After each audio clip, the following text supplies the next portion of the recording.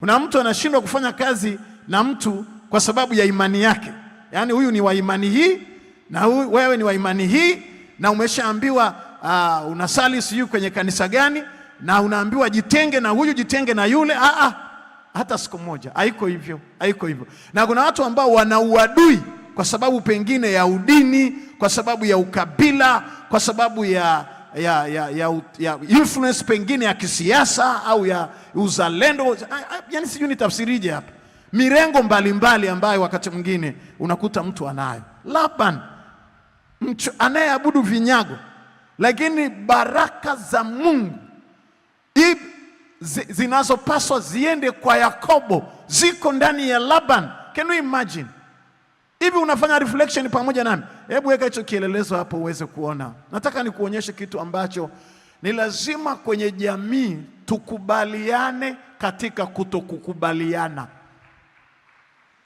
Wachache wameelewa, wengine wana mrengo wa kushoto wanakemea kila kitu ni pepo. Kila kitu kwako ni shetani, kila kitu ni pepo, kila kitu ni mzimu. Ukome kwa jina la Yesu. Hii ni baraka, na ndio maana watu wengi walokole wengi ni maskini. Hawaendagi mahali wakafika. Wana barriers, wana mipaka. Jitenge nao, ushirikiane nao. Hawa ni mapepo, hawa si wanaabudu wapi. Hatuko hivyo. Hatuko hivyo. Na siwezi kufundisha matengano ya kiasi hicho. Hebu angalia Laban, baraka ya Yakobo ambaye alitoka kwenye nyumba hii na watoto 12. Ametoka na makabila 12 ya Israeli. Ametoka na ajira na kampuni 2. Kila kampuni moja alikuwa ameajiri watu 3,000. Lakini alitokea hapo. Sasa angalia wewe unavyoangalia watu, unavyobagua watu, unavyoita wengine makafiri, unavyoita watu wengine hawana maana, unaishi katika vitengo. Yani una kisirani. Una kisirani huko kichwani kwako kikubwa tu. Unaangalia watu, unawatenga kwa rangi, unawatenga kwa kabila, unawatenga kwa mrengo wao, wana mrengo gani hawa? Unawatenga kwa ukanda, unawatenga watu kwenye maisha ya kwako, unazitenga baraka zako. Mafanikio na baraka ya Israeli ya kuimiliki nchi ya ahadi, nchi yao ya ahadi, yani Kanani, yalifichwa ndani ya Rahabu kahaba. Sasa hapa ndio tofauti kabisa. Yani hapa tena hata sipazungumzii sana, maana yake naweza nikasababisha ruksa ya vitu visivyopaswa kuwa ruksa. Fikiri nchi ambayo Ibrahimu ametolea sadaka ya mtoto wake anaitwa Isaka. Mahali ambako Mungu alishuka kwa moto, akazungumza na Ibrahimu, akamwahidi juu ya Ibrahimu. Lakini baraka ya kumiliki nchi ilikuwa ndani ya Rahabu kahaba. You can't believe it. Ndoto ndani ya ndoto. Sasa sisubutu hata kuongea, kwa sababu ni nani mlokole anayeweza kujua kabisa fulani anafanya biashara ya ukahaba, alafu na wewe ukasubutu kumsogelea? Naishia hapo kimsingi.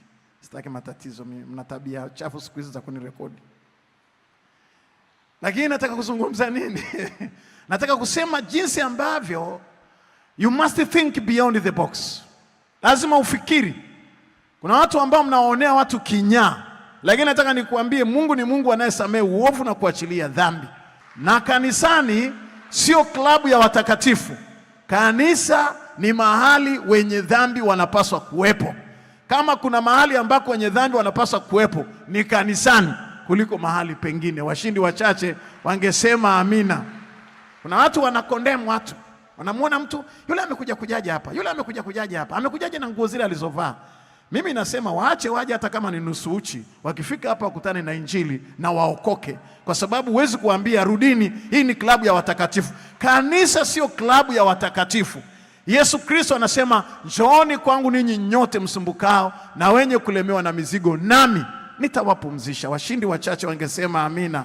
Akiwaita walemewao na mizigo, ni pamoja na kalba zote tu. Pamoja na kalba zote tu. Siwezi kuwa mchungaji wa watakatifu. Tena mimi nimetumwa kutafuta wale waliopotea na kuwaleta kwa Bwana. Mimi ni mchungaji wa wenye dhambi. Ukisikia kila saa najitambulisha mchungaji wa Kijitonyama kwa Limaua, kwa Mtogole, Si unajua habari zetu za kwa Mtogole na mitaa mingine kwa Kopa. Tuko hivyo na tuko hivyo, yani hivyo. Kwa Limaua, kwa Mtogole, kwa Kopa, Kijitonyama kwa Mwijuma, kwa Mama Zakaria, kwa Kijitonyama Tandale, yani hivyo, na kwa Mama Nyau. Mimi ndio mchungaji wao. Haleluya. Na ukikuta huko kama mtu amekuchukulia simu, amehamisha tu mawasiliano. Hebu punga mkono pamoja na mimi. Yes, mimi ndio mchungaji wao. Nikuchekesha wakati wa sikukuu ya watoto Sunday school hapa Mikaeli na watoto wakaja nikatangaza kanisani, wakaja washarika wangu kutoka Tandale, kutoka kwa Mwijuma, watoto wakaja. Walipofika hapa wakakutana na wale wengine wakindakindaki waliotokea Tegeta. Actually wale ni wageni kwa sababu hii area ni ya Tandale na kwa Mama Zakaria, ni area yetu, yani hivi area yetu. Sasa wakaja wageni kutoka Mbezi Beach, kutoka Masaki, watoto hao. Wakaja wengine wametoka sijui Kunduchi, watoto wametoka huko na huko, wengine wametoka wapi, wengine wametoka Kimara, wakaja hapa. Washarika wetu wengine wanakaa nje hapa, wengine wametokea Mikocheni. Vikaja hapa, wameletwa na magari ya wazazi wao.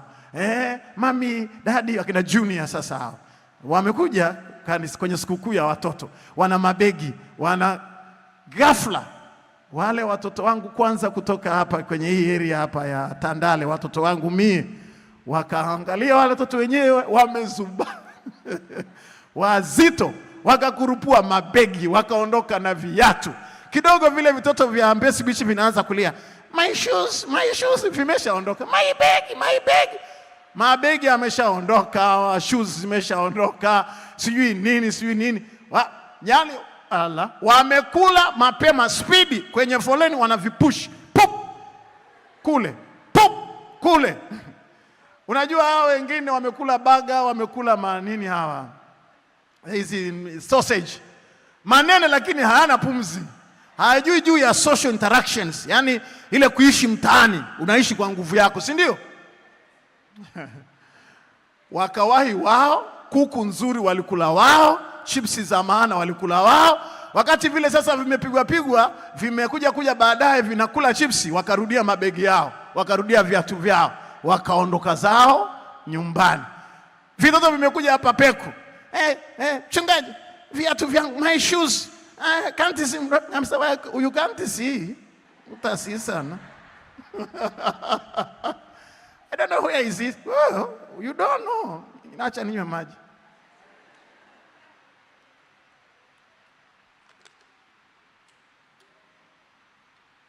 Wazazi wengine bila haya wakaenda mpaka ofisini kwa mchungaji Ana.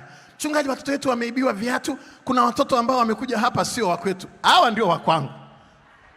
Hawa walioibia wenzao. Ndio wa kwangu. Kwa hiyo lazima uelewe na lazima ufahamu juu ya maisha ya kawaida kwamba hivi mazingira yanaweza kukublock. Unaweza ukafika mahali ukawa blocked na ukafikiri hawa ni wenye dhambi, lakini nchi ya Israeli, ndoto ndani ya ndoto, ilikuwa imefunikwa ndani ya mwanamke kahaba. Lakini ili Elia ashushe moto utoke mbinguni, alihitaji sadaka ya ng'ombe kutoka kwa waganga wa kienyeji. Hiyo nayo ni ngumu vile vile. Yaani makalumanzira, waganga wa kienyeji. Elia akawaambia, nyie mko wengi kuliko mimi, niazimeni. Ukiona umehubiri kamera mpaka umefilisika, hauna nauli ya kwenda ng'ambo ya pili, kijiji cha pili kuhubiri, ukaenda kuomba nauli kwa mganga wa kienyeji, hiyo ndio injili sasa. Yaani hiyo ndio injili hiyo, kwamba umeenda kuazima kwa mganga wa kienyeji nauli niende kijiji cha pili kwenda kuhubiri. Elia aliwaambia, ninyi ni wengi kuliko mimi. Mimi after nilikuwa porini, nyie mlikuwa mjini saa zote. Niazimeni ng'ombe. Tafuteni ng'ombe wawili, mmoja wa kwenu, mwingine wa kwangu. Hiyo nayo ilikuwa ngumu. Ndoto ndani ya ndoto. Hebu punga mkono pamoja na mimi.